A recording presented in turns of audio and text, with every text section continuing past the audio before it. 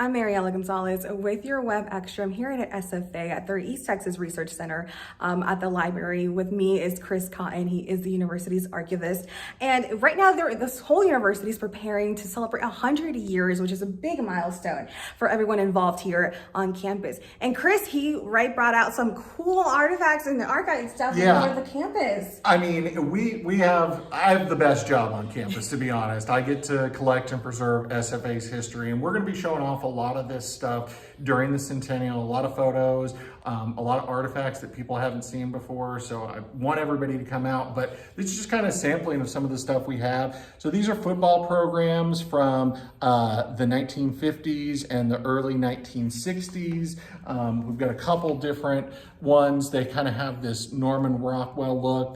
They're just fantastic pieces of art, but also SFA history.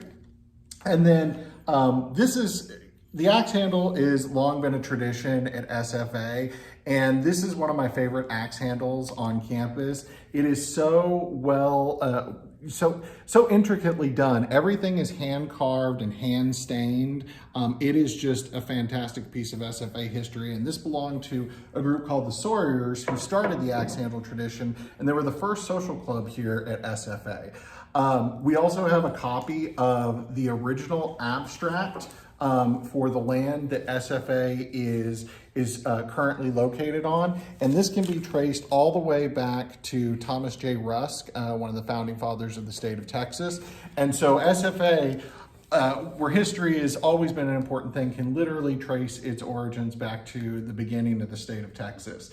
I also have here the very first Stone Fort yearbook.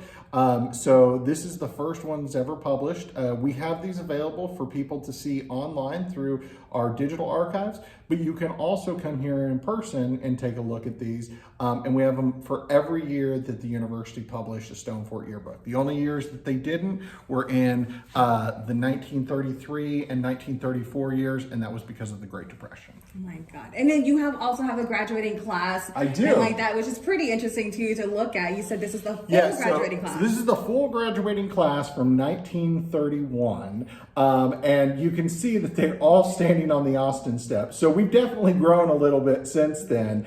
And, I think it's just great seeing we've got all sorts of old photographs of the university, all the way from its very beginnings up to about the 1980s, is just kind of as far as we collect as far as photographs. But we have materials from all over campus that are a little bit more recent than that. So if you're interested in SFA history, we're the place to be. Perfect. And, as people know, SFA started as a teacher college, and now we're a part of the UT system. Tell us how that significance is from then until now. Well, so, the thing is, a lot of people, were concerned about joining the system. Would SFA lose some of its identity? And the great thing about Stephen F. Austin is, in our negotiations with joining the system, we made sure to be able to keep that identity. And, we've been very successful for 100 years bringing education here to East Texas, and joining the UT system is really just going to give us an opportunity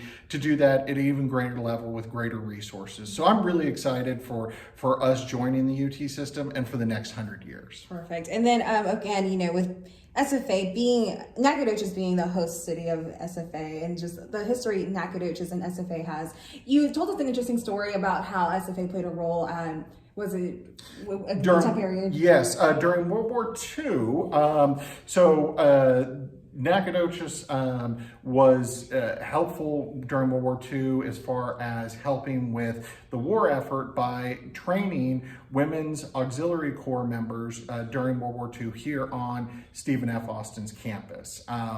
Another way that the university was incredibly important to the city of Nacogdoches and vice versa is the city was the one who lobbied for SFA to be brought here, and that was done in 1917 by a committee called the Nacogdoches Citizens Committee, who published a document called the 23 Reasons, which there is a copy available online through either the Centennial website or our archives digitally. And it details out why Nacogdoches was the perfect fit for SFA. And so the two have been connected since the very beginning. The citizens of Nacogdoches knew how important it was to have a university here, and it's always been a great fit.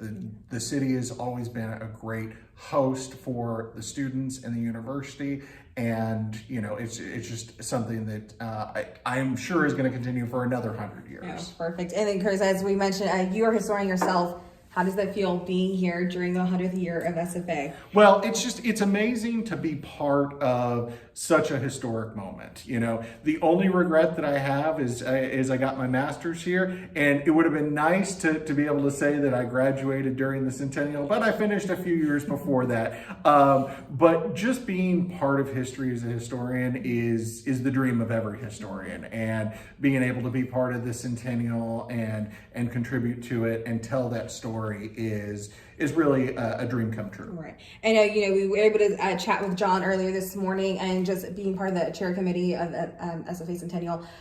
Tell us a bit how it is working with everyone involved on campus to celebrate this milestone year.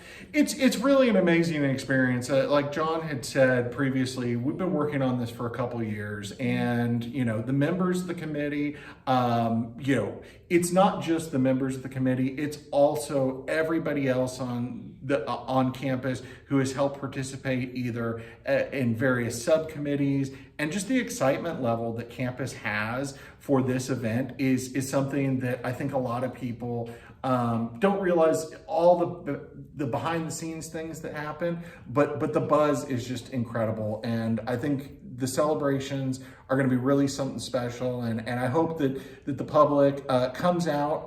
It is open to the public, and we want you to participate because the city of Nacogdoches is part of SFA, just as SFA is part of Nacogdoches. Perfect. I'm going to show you a little bit more of the Sure. stuff that you guys have here. We have one of the diplomas, correct? Yes. It was a teacher's college. Yes. So the university started as a teacher's college, which there was a series of teacher's colleges throughout the state of Texas. And a lot of people don't realize that we weren't always a university. But the amazing thing is we've held on to that teacher's education is a huge part of SFA, and it's one of our biggest colleges, and it is something that is ingrained in the original history of the university. And we are one of the earliest teacher colleges in the state, and we're really proud of that legacy.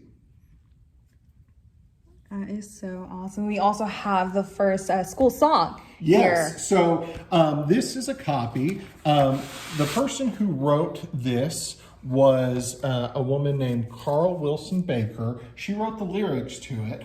Carl Wilson Baker was a well-recognized nationally poet and one of SFA's first female faculty members.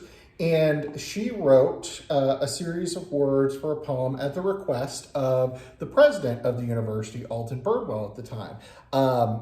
He loved it so much that he wanted some music written to it. So he went to one of the other female faculty members here at SFA. Her name was Ida Pritchett, and she actually composed the music to the Pine Tree Hymn, what later became the Pine Tree Hymn, and it was the first school song at SFA. And connecting with the whole centennial theme, connected with history, is we've got an exclusive composition done by the School of Fine Arts called How Proud the Pines that's going to be unveiled this coming Sunday. And it directly uses the words of Carl Wilson Baker, the person who wrote our first song, is going to write this special centennial composition in her own words. And so that's just really cool to see somebody be able to take the words of the past and make them part of the present. How exciting. Well, I'm sure you guys are looking forward to celebrating all weekend long. We were told that celebrations begin tomorrow and all the way through Monday to celebrate having a birthday party for Stephen F. Austin. Again, Chris, thank you so much for your time. Absolutely. We appreciate that all these things are so pretty cool, and I'm pretty sure people can come by this weekend and see more of the cool stuff that comes with SFA's history. Absolutely. We'll have more on this story tonight at 6 o'clock. I'm Mariela Gonzalez with your WebXtra.